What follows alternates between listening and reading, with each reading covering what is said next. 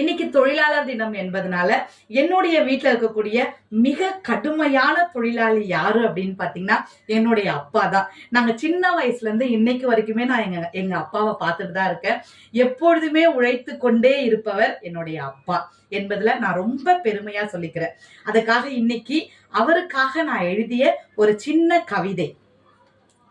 தந்தை இல்லை உனக்கு, தறிக்கெட்டும் போகவில்லை, ஒழுகிய ஓலையில் பசி ஓலமிட்டது, ஒழுகிய ஓலையில் பசி ஓலமிட்டது, எளவு சொன்ன போனதில் எட்டனா வருவாய், படிப்போ 8ஆம் வகுப்பு, பட்டாளத்திற்கோ ஆள் சேர்க்கை, வறுமையின் கர்ஜனையால் வாங்கினாய் அரசாணை, பட்டாளத்து சிப்பாயாக முறுக்கு மீசையோடு எல்லையில் நீ இருக்க காலங்களோ உருண்டோடியது, துணைக்கு துணை வர வாரிசாக முத்துக்கள் 3, தொழிலில் தொல்லைகள் இருந்தாலும் குடும்பத்தின் எல்லை காப்பானே, நாங்கள் ஆனந்தமாயிருக்க உன் ஆசையை அறுத்தாய், பணி ஓய்வு பெற்ற பின்பும் பனிப்போருக்கு செல்கிறாயே, பணி ஓய்வு பெற்ற பின்பும் பனிப்போருக்கு செல்கிறாயே, 70 வயதிலும் தளிர் நடையிட்டு செல்லும் உன் பாதங்களை பணிகிறோம், 70 வயதிலும்